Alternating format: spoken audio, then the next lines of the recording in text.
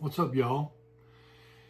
I'm going to try something with a 3D print that a friend of mine sent it to me. They know that I like doing 3D prints, and he sent me an ad for this stuff, SculptCoat.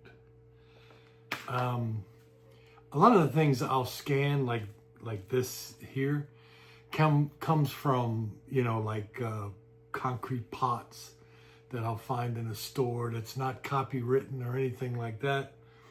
So I'll go ahead and get it, scan it, and print it.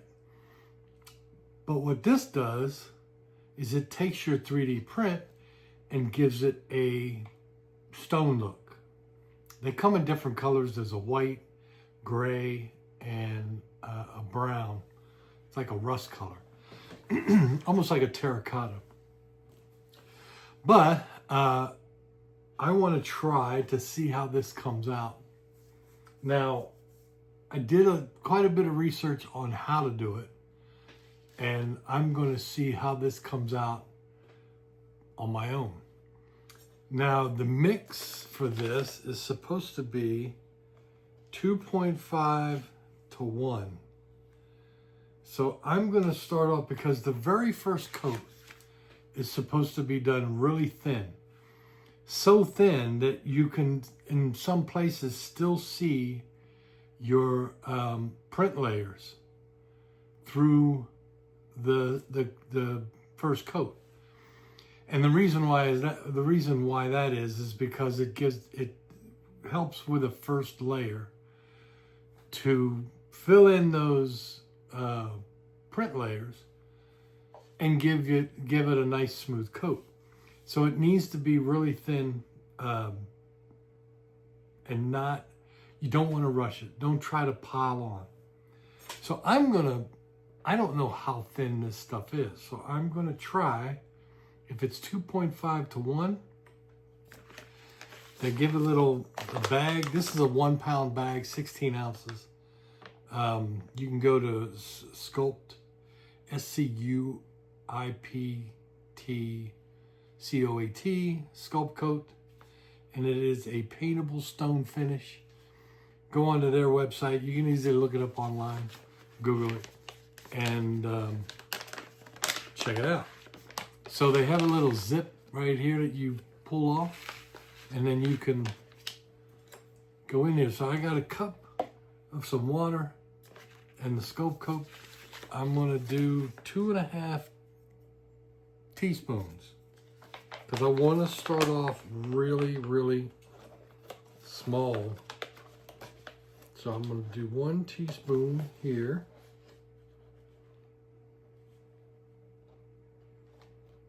A heaping teaspoon. So I can get it in there. 1. And another one.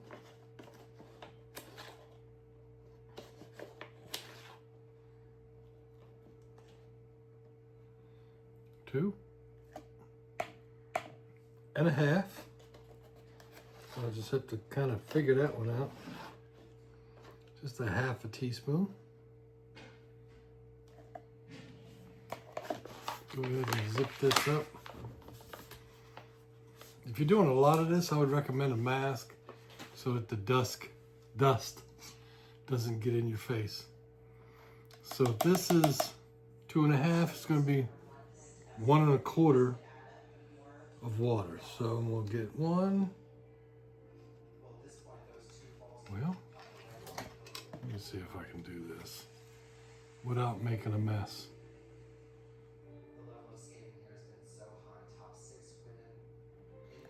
1.5.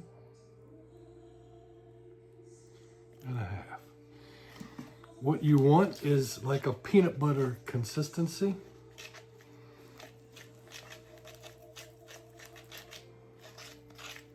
Is what I understand.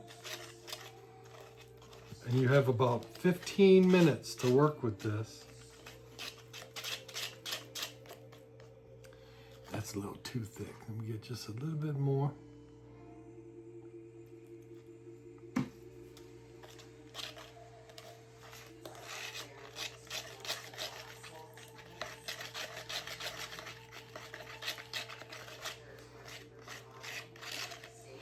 can always make some more. That's why I'd rather have too little than not enough. Or too little than too much and just waste it. Okay.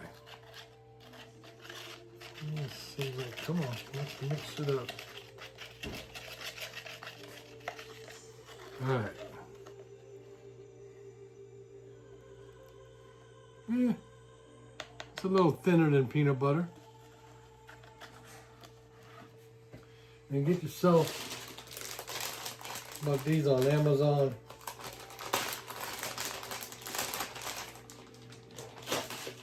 Just 1-inch paintbrushes. I'm just going to go ahead and speed this up because the video would take forever. So I'm going to go ahead and paint it.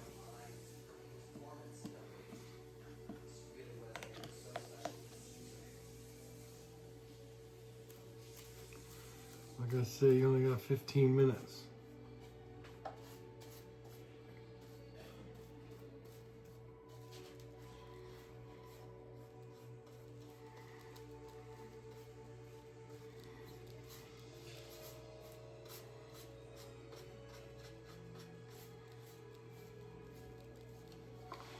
So if you can see, it's just a thin coat for the first coat. You do not want to put it on thick. So I'm gonna go ahead and end the video and paint it all. So here I am so far. You see I've put a single coat. Try to see if I can get this up close. You can still see the print layers. It's on really thin. The idea is to put on a base coat. I still got to do the inside, but it's coming along. Now this started to dry up a little bit. I'm still on the same 2.5 teaspoons. But about halfway through it started really thickening up.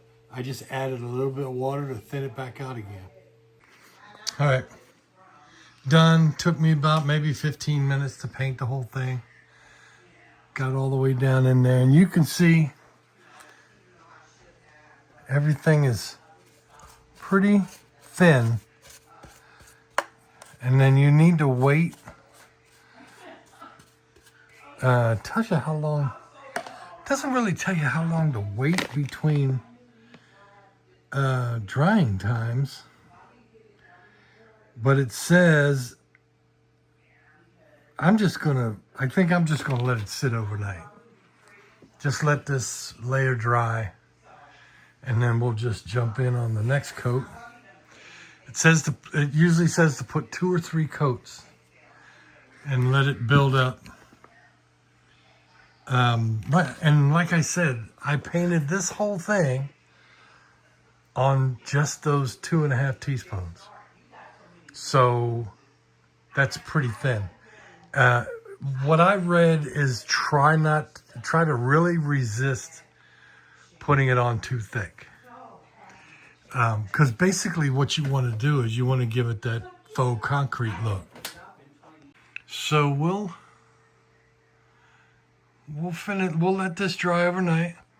Drop in another 2.5 teaspoons, and we'll be back. All right. So this is the next day. You can actually still see the gold a little bit through the concrete up on the fingertips. So I'm ready to do coat number 2. And it's pretty cool. So let's go ahead and do the second coat. All right, making up the second batch, and I'm doing this just a little bit thicker.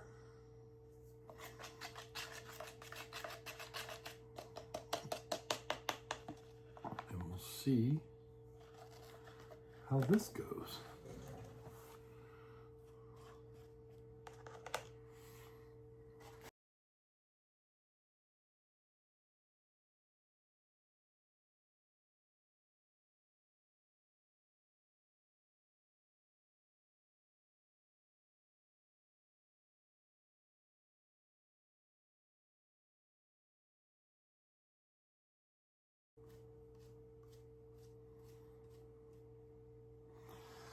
All right, so there we go so far. I'm gonna go ahead and finish this off. All right, second coat is on. I did notice something, that as I was applying the second coat, I applied a little thicker, as it added moisture to the first coat. Some of the areas, if I brushed too hard, I could start seeing that the gold filament from the 3D print coming through.